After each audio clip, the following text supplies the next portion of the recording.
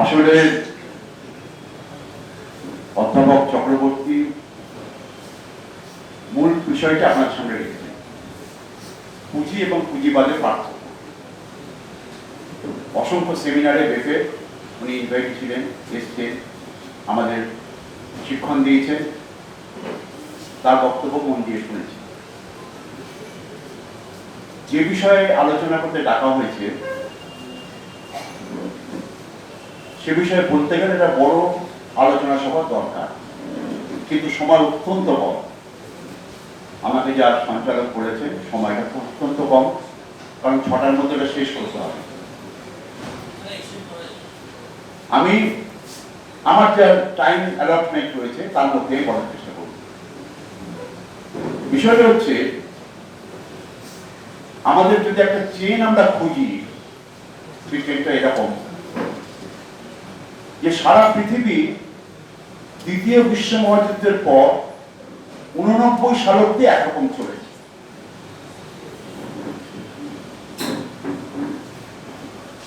পুঁজিবাদের অর্থনীতির পাল্টা একটা অর্থনীতি, সেটা পৃথিবীতে ছিল, এখনো কিছু অংশে আছে, কিন্তু তার মূল প্রবক্তা সেই দেশটা বিপর্যয়, ধ্বংস হয়ে গেছে সমাজতন্ত্র। এবং আপনারা যদি আলোচনা সভায় ডাকেন তাতে দেখবেন যে ভারতবর্ষের রাষ্ট্রায়ত্ত ক্ষেত্র, শুধু ব্যাংকিং নয়, বীমা নয়, রাষ্ট্রায়ত্ত ক্ষেত্র যদি আলোচনা করি, এটাকে ভাঙা শুরু ওই সময় থেকে। কারণ পুঁজি যখন সারা পৃথিবীতে প্রচার করলো যে আমাদের ইসলামের কোনো বিকল্প নেই, একটা এমন মতবাদ যার কোনো বিকল্প থাকতে পারে না পৃথিবীতে, এবং সেইভাবে 17 বছর চলল। 17 বছর পরে আমরা বুঝলাম এই মতবাদটা ভেতরে ভেতরে ঘুম বলে গেছে। মানুষ খোঁজে প্রত্যক্ষ অভিজ্ঞতায়, সবসময় মানুষের টিচারের অভিজ্ঞতা। আমরা ব্যাংকিং সেক্টর দেখলাম 2008-9 সালে যে প্রতিষ্ঠিত বিনিয়োগ প্রতিষ্ঠানগুলো এবং ব্যাংকগুলো ইউরোপ এবং আমেরিকায় তাসের ঘরের মতো ভেঙে পড়ল। আমরা সবাই জানি, ব্যাংক যদি রাষ্ট্রায়ত্ত থাকে, 100 টাকা সঞ্চয় করলে, তাহলে আমানত গ্রহণ করলে তাকে 110 টাকা সৃষ্টি করতে হয়, তা হলে ব্যাংক চলে না। রাষ্ট্রীয় পুঁজি হোক আর ব্যক্তি পুঁজি হোক, পুঁজি যদি অলস থাকে তার কোনো ভবিষ্যৎ নেই। পুঁজিকে সবসময় সচল থাকতে হয়, এবং পুঁজির অন্যতম নিয়ম হলেই তাকে শোষণের মাধ্যমে বেঁচে থাকতে হয়। মোদ্দা কথা, এমন কোন মহান পুঁজি নেই যে অলস থাকবে এবং মানুষকে তার সিএসআর এর মাধ্যমে তাকে সবাইকে মদত দেবে, কোনো পুঁজি থাকতে পারে না। কিন্তু রাষ্ট্রীয় পুঁজি, যা রাষ্ট্রের অধীনে বা মানুষের অধীনে, তাকে খাটতে হবে বাজারে। বাজারে খাটতে গেলে তার কিছু নিয়ম কানুন প্রতিপালন করতে হয় নিজের দেশের মতো। কিন্তু 91 সালের পর থেকে আমরা শিখছিলাম যে পৃথিবীতে একটাই বাজার, এই চেন সিস্টেমের মধ্যে প্রত্যেককে যেতে হবে, এবং গেলেই মুক্তি। কিন্তু পুঁজির অন্যতম নিয়ম হলো, তার শর্ত হলো, একটা মানুষ, সেই ইজমের বলে, একটা মানুষ একটা মানুষকে শোষণ করতে পারে, মেইন ব্যাপার। একটা দেশ একটা দেশকে পদানত করতে পারে, ফিনান্সিয়ালি, ইকোনমিক্যালি। একটা সমাজ আরেকটা সমাজকে বাঁধতে পারে, ইকোনমিক্যালি। এবং সেটা নির্মম, নামুদার, নামটা উদার কিন্তু সবচেয়ে নির্মম, যে মানুষকে তার মানবিকতাকে পরোয়া করে না, এবং সেখান থেকে এর উৎপত্তি, তার বিরুদ্ধেই প্রতিরোধ। মুদ্রা ব্যাপার তাই। আমাদের ব্যাংকিং সেক্টর, আমরা 30 বছর ধরে আমরা কন্টিনিউয়াস লড়াই করছি। আমরা একা নয়, প্রথম একা ছিলাম দেখি, তারপর একা নয়। 98 সালের পর থেকে ইউপিও গঠন হয়েছে, সবাই একসাথে, আধিকারিক, কেরানি, সাবঅর্ডিনেট স্টাফ, সুইপার, সবাই একসাথে। 1.5 লক্ষ ব্যাংক কর্মচারী রাষ্ট্রীয় ক্ষেত্রে। প্রায় 1 লক্ষ ব্যাংক কর্মচারী গ্রামীণ ব্যাংকে, তাছাড়া cooperative bank, reserve bank, NABARD, বিভিন্ন যে সেক্টর গুলো আছে ব্যাংকিং সেক্টরের মধ্যে যে সাব সেক্টর গুলো আছে কি আছে তাদের সবাই মিলে। তো বিষয়টা হচ্ছে এই 30 বছরের মধ্যে ব্যাংক শিল্পের কর্মচারীরা 65 বার ধর্মঘট করেছে, যেটা পৃথিবীর ইতিহাসে কোন সেক্টরে পাবেন না। এবং কোথায় পাবেন না যে 23 বছর ধরে একটা প্ল্যাটফর্ম অর্গানাইজেশন, একটা মঞ্চ 23 বছর ধরে লড়াই চালাচ্ছে সরকারের বিরুদ্ধে, ব্যাংক কর্তৃপক্ষের বিরুদ্ধে, এবং সাকসেসফুলি, এবং মঞ্চটা ভাঙি। তার মধ্যে বিভিন্ন মতাদর্শ আছে, বিভিন্ন কালার আছে, তাও 23 বছর ধরে রয়েছে সংগঠনটা। এটা পজিটিভ দিক। কিন্তু আমরা 65 বার ধর্মঘট করলাম কেন?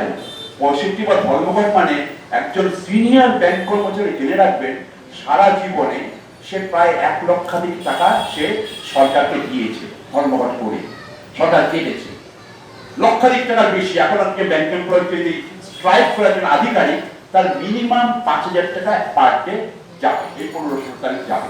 একজন স্ট্রাইক করে 3000 টাকা যাবে। তো করলাম কেন? স্যার বলছিলেন, আমি বলছি অতি দ্রুত বলছি, তাই নিয়ে 91 সালে আমাদের মহান অর্থনীতি, উদার অর্থনীতি চালু হলো।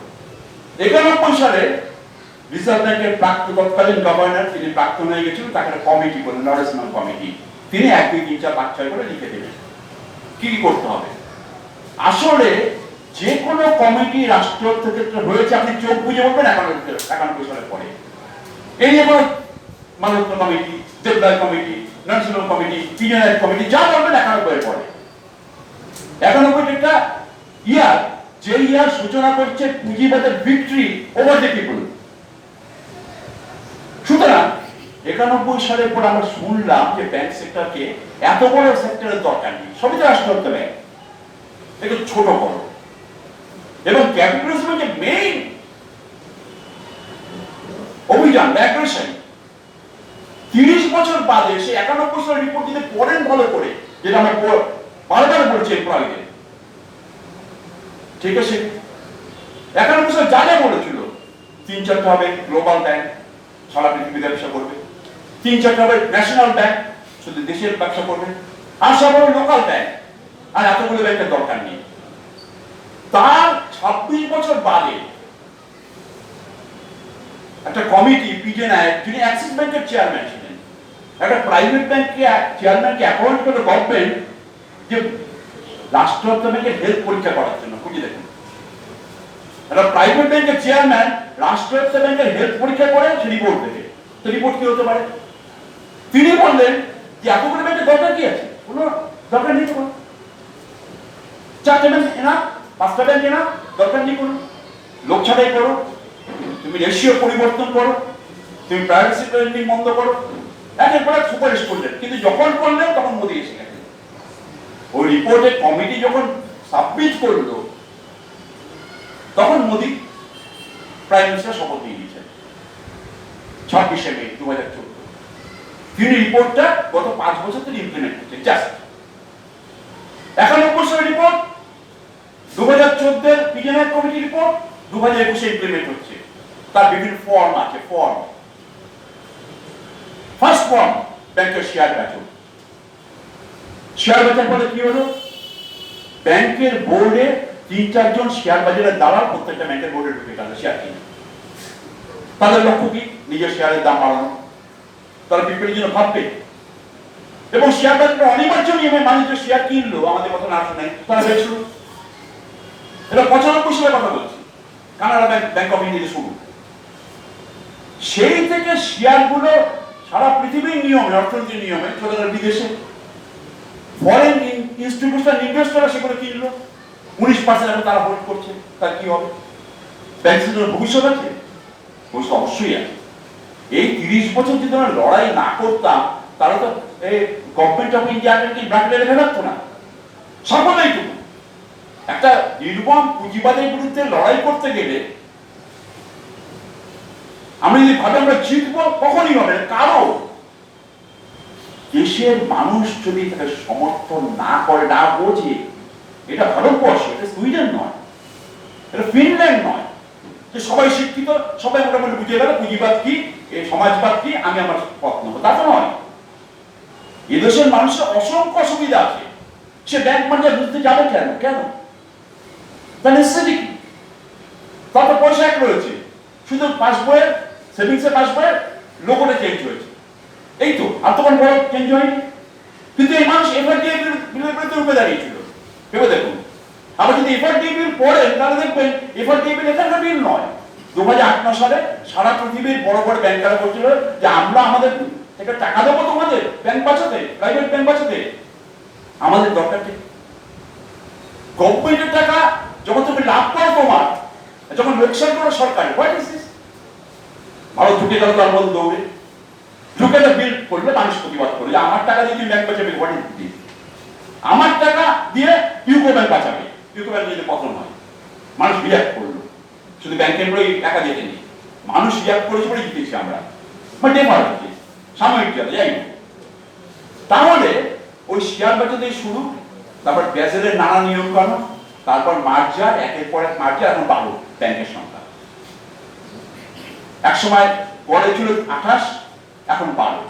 এই 12-র মধ্যে সরকার বলেছে দুটো ব্যাংকে প্রাইভেটাইজ করবে, মানে বেঁচে যাবে। বেসরকারিকরণ করতে মানুষ কিন্তু বোঝে না, সরকার বেসরকারিকরণে মানুষের এত অসুবিধার মধ্যে মানুষ থাকে যে ব্যাংক এমপ্লয়ির কি অসুবিধা আমি বুঝবো কেন? আমি যদি গরিব মানুষ এখানে বুঝবো, আমার গ্যাসের দাম 845 টাকা, আমি ধরুন মাসে আপনি মার্জা রাখুন, কি অসুবিধা হচ্ছে আমার টাকা এক আছে। সুতরাং এর বিরুদ্ধে লড়াই করতে গেলে যদি গরিব সেকশনের মানুষকে আমাদের বৃত্তের মধ্যে আনতে না পারি, এবং বৃত্তটা যদি বাড়াতে না পারি, ছোট বৃত্তে মানুষ কম থাকবে, বৃত্ত যদি বাড়াতে না পারি, তাহলে এই অ্যাকশন কোনো সফলভাবে রূপ পাবে না। কারণ 12টা ব্যাংক তো সরকারি ব্যাংক, দুটো বেশ হলে 10টা থাকবে।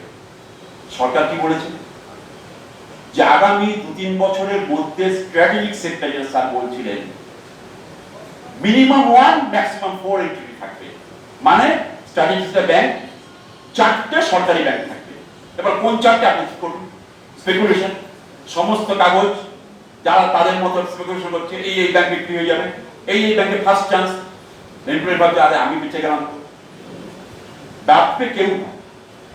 কারণ রাষ্ট্রায়ত্ত ব্যবস্থার মূল সূত্র হলো এর মধ্যে যতই খারাপ জিনিস থাকুক, রাষ্ট্রায়ত্ত ব্যবস্থা অ্যাকাউন্টেবল টু পিপল, মানুষের কাছে দায়বদ্ধ। রাষ্ট্রায়ত্ত ব্যবস্থা লাভ, দেশের লাভ, মানুষের লাভ। ইউপিএ সরকার এনডিএ সরকারের ব্যাপার নয়, দেশের লাভ, মানুষের লাভ। বেসরকারি প্রতিষ্ঠানের লাভ মানে একটা ব্যক্তি, একটা গোষ্ঠী, একটা কোম্পানির লাভ, এর মূল সূত্র, এর বাইরে কিচ্ছু নেই। সুতরাং এই ব্যবস্থাটা যে এশিয়ার সাউথ রিজিয়নে রয়েছে এখন টিম করে, তাকে ধ্বংস করার পরিকল্পনা এই জন্য যে এতদিন চেষ্টা করে যদি কোনো গরিব মানুষ জিজ্ঞাসা করেন দাদা আপনি বীমা করিয়েছেন, সে বলবে এলআইসি করিয়েছি। এলআইসি কেন বীমা? যে কোনো গরিব মানুষ আপনি অ্যাকাউন্ট করেছেন সেখানে পাবলিক ব্যাংকের নাম বলবে। কারণ গরিব মানুষ কোনোদিন দরজা খুলে ওই এসি ঘরের মধ্যে গিয়ে ফরেন ব্যাংকে ঢুকতে পারবে না, সে বোঝে যে আমার এমন টাকা নেই যে আমি একটা আইসিআইসিআই ব্যাংকের মধ্যে বলে দাদা একটা অ্যাকাউন্ট খুলুন তো, তার অবস্থা নেই, তাকে তাড়িয়ে দেবে। সুতরাং রাষ্ট্রায়ত্ত ব্যাংকের উপর 30 বছর আক্রমণের পরেও রাষ্ট্রায়ত্ত ব্যাংকের প্রতি 78% এই ব্যাংকের শেয়ার টু মার্কেট সেটা এখনো রয়েছে, এলআইসি তার চেয়েও বেশি রয়েছে। তাই ভাঙবার প্রচেষ্টা, আর কিছু না। এই ব্যবস্থা থাকলে বেসরকারি ব্যবস্থা তার সুযোগ পাবে না, তাকেও করে খেতে হবে। সুইডেনের পুঁজিকেও ভারতে করে খেতে হবে, সুইডেনের পুঁজিপতিকে ভারতে করে খেতে হবে, ফিনল্যান্ডের পুঁজিপতিকে পাকিস্তানকে করে খেতে হবে। কারণ তার পুঁজি আর পেছনে থেকে টাকার জন্য গেছে, তার বিশ্বায়ন সে দেখেছে চোখে, সে উঠতে শিখেছে। যখন উঠতে শিখে সে মানচিত্র দেখে না, অর্থনৈতিক নিয়ম কানুন তার জন্য বদলানো হয়, ইভেন দেশের সরকারও পর্যন্ত পড়ে যায় তার যদি আগ্রাসনে, সে চরম আগ্রাসনে আসে। সেইখানে দাঁড়িয়ে আমরা প্রত্যেকে আমাদের মতন করে সেক্টরাল লড়াই করছি, এটা অবশ্যম্ভাবী সেক্টরাল লড়াই করছি। আচ্ছা আমাকে আর 5 মিনিট দিয়েছেন, যাই হোক আমরা একটা সেক্টরাল কেন করছি প্রশ্ন আসবে। আসলে প্রত্যেকটা সেক্টরের নিজস্ব অসুবিধা আছে, তার ডিফিকাল্টিজ আছে। বিএসএনএল কোম্পানি যে লড়াই করছেন, ঐতিহাসিক লড়াই গত 2 বছর ধরে, প্রিভিয়াস থেকে ব্যাংকিং সেক্টর সেটা ফেস করেনি। গত 8 বছর ব্যাংকিং সেক্টর ফেস করছে হোয়াট ইজ কন্ট্রাকচুয়াল লেবার। তার জন্য সংগঠন করেছে, আমরা আমাদের বেফের আন্ডারে সংগঠন করছি, বড় সংগঠন। তারা কন্ট্রাকচুয়াল লেবার, কিন্তু বেফের তাদের পূর্ণ প্রতিনিধিত্ব। কিন্তু ব্যাংকিং সেক্টরের যে মেইন অসুবিধা সে হলো 100 টাকা কাউন্টারে দিলে আমাকে 110 টাকা ইনকাম না করলে আমার সংসার চলবে না। ইলেকট্রিক বিল হবে না, রেন্ট দিতে পারবো না, কর্মচারীদের মাইনে দিতে পারবো না, গ্রাচুইটি দিতে পারবো না। কাকে দিতে পারবো না? From manager to part time sweeper, যারা এনরোল কন্ট্রাকচুয়াল হচ্ছে না। এই ব্যাপারে ব্যাংক এখন লাভ আছে। ব্যাংকে দুভাবে লাভ নিয়ে নিতে হয়, আপনারা জানেন। একটা হলো অপারেটিং প্রফিট, আর একটা হলো নিট প্রফিট। অপারেটিং প্রফিট যখন আমরা করি, সমস্ত খাই খরচা বাদ দিয়ে, সমস্ত খরচা বাদ দিয়ে অপারেটিং প্রফিট, ব্যাংক শিল্পে গত 5 বছরে প্রায় 7 লক্ষ কোটি টাকা গ্রস প্রফিট হয়েছে। তার নেট প্রফিট কেন হচ্ছে না? ওইটি পর করে লিখেছেন। 12টা কোম্পানি, 12টা ইন্ডিভিজুয়াল 2,53,000 কোটি টাকা নিয়ে তারা ভুলে গেছে, কেউ পরের পালিয়ে গেছে, ওখানে সাংগঠনিক সংগঠন করছে, কেউ জেলে থাকছে। 50টা পরিবার 7,10,000 কোটি টাকা নিয়ে বেপাত্তা। বেপাত্তা দেশে আছে, টাকা দেবো না বলছে। তাহলে এগুলোকে অপারেটিং প্রফিটের পর ব্যাংকের ব্যালেন্স শিটে একে প্রোভাইড করতে হয়। সে প্রভিশনারি কখন 53-55% করতে হয়, তা না হলে পারমিট করবে না রিজার্ভ ব্যাংক। এই প্রভিশন করতেই যত বিপত্তি গত 5 বছর ধরে ব্যাংকিং রাষ্ট্রায়ত্ত ব্যাংক শিল্পে গত 5 বছর ধরে সেক্টর ওয়াইজ আমরা লস করছি। এই লসের জন্য কোনো আধিকারিক দায়ী না, ছোট দায়ী কারা? Board member. কারণ কোনো বোর্ডকে তার বড় লোন 100 কোটির উপরে বোর্ড ছাড়া কেউ স্যাংশন করতে পারে না, কোনো ম্যানেজমেন্ট পাওয়ারই নেই। সেই বোর্ড মেম্বার গুলো তারা সরকার, রিজার্ভ ব্যাংক, অডিটর এবং শেয়ার বাজারের দালাল, যারা বোর্ড মেম্বার। আগে সমাজসেবী আসতেন, বাদ চলে যাচ্ছে আস্তে আস্তে, কোনো সমাজসেবী আসেন না। তারা মিলে ঠিক করছে কাকে লোন দেবে, তাদের লোন দিচ্ছে, সেই লোন নন পারফর্মিং হচ্ছে, যার জন্য ব্যাংক শিল্পের প্রফিট। কিন্তু ব্যাংক শিল্প এখনো প্রফিটেবল। ব্যাংক শিল্প কোনোদিন অপারেটিং লস করেনি। যখন 30টা ব্যাংক ছিল করেনি, যখন 12টা ব্যাংক আছে এখনো করেনি। তাহলে কেন মারছে? আমি সহজে 1 মিনিটে বলছি আমার মতো করে। সেটা হচ্ছে, আমরা বিজয় মালিয়ার নাম জানি। তিনি ব্যাংক শিল্প থেকে 9,500 কোটি টাকা নিয়েছিলেন তার প্লেন ওড়ানোর জন্য। তখন ব্যাংক শিল্পের নিয়ম অনুযায়ী, এখনো সেই নিয়ম বলবৎ, সেটা হচ্ছে যে আপনি যদি কোনো ইন্ডিভিজুয়ালকে লোন দেন, কোনো কর্পোরেট গোষ্ঠীকে, তাহলে আপনার ব্যালেন্স শিটকে পারমিট করতে হবে। ব্যালেন্স শিটকে বলতে হবে ইয়েস আমি যা পারমিশন দিচ্ছি দাও। ওই 9,500 কোটি টাকা 8-9টা ব্যাংক মিলে কনসোর্টিয়াম করে, গোষ্ঠী গঠন করে লোন দিয়েছিল। যেমন ইউকো ছিল, ইউকে ছিল, স্টেট ব্যাংক ছিল, সবাই ছিল, 9টা ব্যাংক। ওই লোন যখন এনপিএ হলো, তখন 9টা ব্যাংক ফেস করেছে তার ব্যালেন্স শিট থেকে। কেউ 400 কোটি, কেউ 300 কোটি, কেউ 1200 কোটি ফেস করেছে। এই মার্জারের ফলে কি হলো? এই 12টা ব্যাংকের মধ্যে 6টা ব্যাংক তাদের ব্যালেন্স শিট মার্জারের ফলে বাড়লো, আবার এনপিও বাড়লো, আমানত বাড়লো, দাদন বাড়লো, বিনিয়োগ বাড়লো, আবার এনপিও বাড়লো। কিন্তু ব্যালেন্স শিটে যখন দেখবেন আপনি কি করে লোন দেবেন, আপনার ডিপোজিট কত, আপনার অ্যাডভান্স কত, আপনি লোন স্যাংশন পার করতে পারেন কি পারেন না। এবার ধরুন Punjab national bank now second largest bank in India, তাকে ধরুন আদানি চাইলে আপনার 1 লক্ষ কোটি টাকা লোন দাও। পাঞ্জাব ন্যাশনাল ব্যাংক তার বোর্ড 1 লক্ষ কোটি লোন দিয়ে, এবার লোনটা ফিরল না। পাঞ্জাব ন্যাশনাল ব্যাংকের স্ট্রাকচারটা ওই 2008 মতো পাশাই করার মতো বেড়ে পড়বে, মেট্রিক্সের মতো একই কাণ্ড হবে। যত বিগ হবে তত ক্রাইসিসও বিগ হবে, তার ফলও বিগ হবে। বটগাছ যখন পরে ঝরে তার আয়ত্ত বেশি থাকে, কিন্তু তুলসী গাছ পড়লে তার বোঝে যায় না। যত বড় গাছ পড়বে তত তার পরিধি বাড়বে। তেমনি রাষ্ট্রায়ত্ত ক্ষেত্রেও যে বিগ প্রতিষ্ঠানগুলো গড়ে তুলেছিল সরকার, দেশের মানুষ, তার আস্থা দিয়ে, তার বিশ্বাস দিয়ে, সেটাকে ভাঙার জন্য গত 30 বছর ধরে প্রচেষ্টা ফার্স্ট ব্যাংকিং শিল্প শুরু হয়েছে। এখন এলআইসি, জিআইসি, রেল, ডিফেন্স, কোল, মাইন্স সব শুরু হয়েছে, একের পর এক অভিযান চলছে।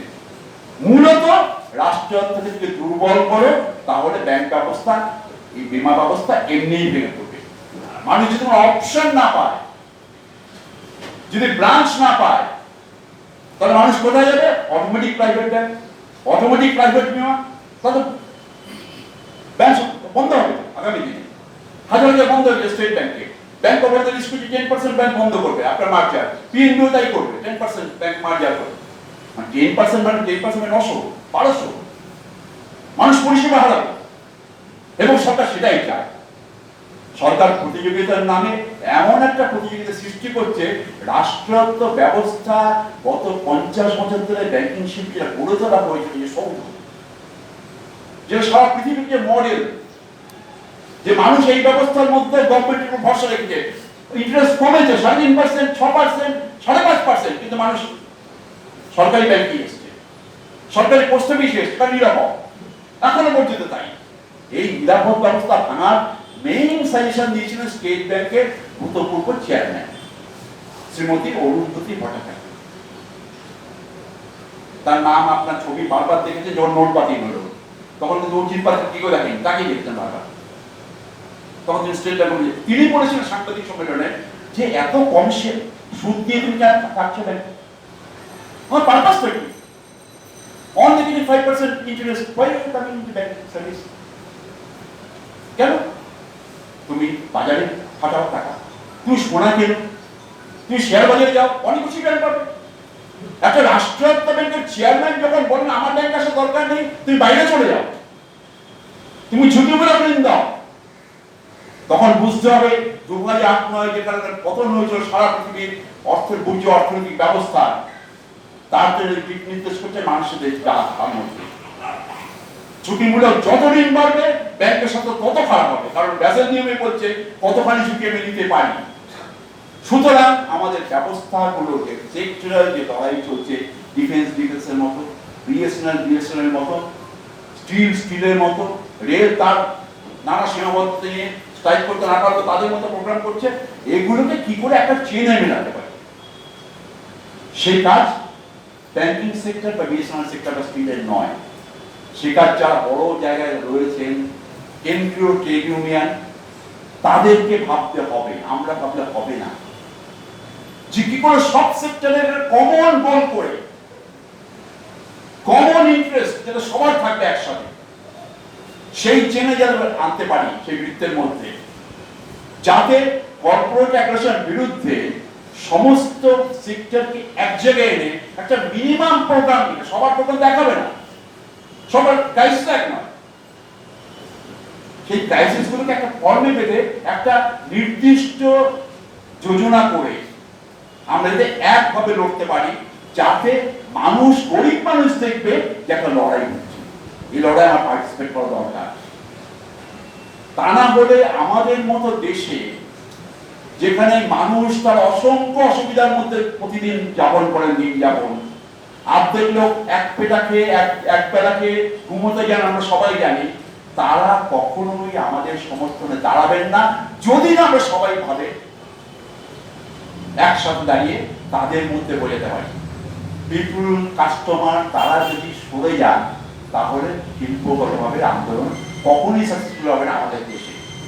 যাদের সেটা করা দরকার তাদের সাথে কথা বলছি, আমরা কিভাবে করা যায় আমরা দেখছি, কথা বলে সবার ইন্টারেস্ট এক করে যাতে করা যায়, যাতে কমন এনিমির বিরুদ্ধে একটা কমন ফাইট করা যায়, সেই জন্য আমরা চেষ্টা করছি। তবে আমাদের লড়াইয়ের সার্থকতা কখনোই পুড়ে যায়নি। লড়াইটা চলতে হবে এই কারণে, কারণ সরকারের যখন ফ্যাসিজম যখন চলে, আমরা শিখেছি আমাদের তত্ত্বে, যখন সরকারি ফ্যাসিজমের রড যখন রেল লাইনের মধ্যে চলে গড়গড়িয়ে, তখন যদি বালিকেও ফেলে সে রেল লাইনে, সেও একটা ফ্যাসিজমের বিরুদ্ধে লড়াই করছে তার মতো। যারা শালবলকে ফেলতে পারে না, বালি ফেললো, সেই তার লড়াই, যাতে একটু স্পট হয়।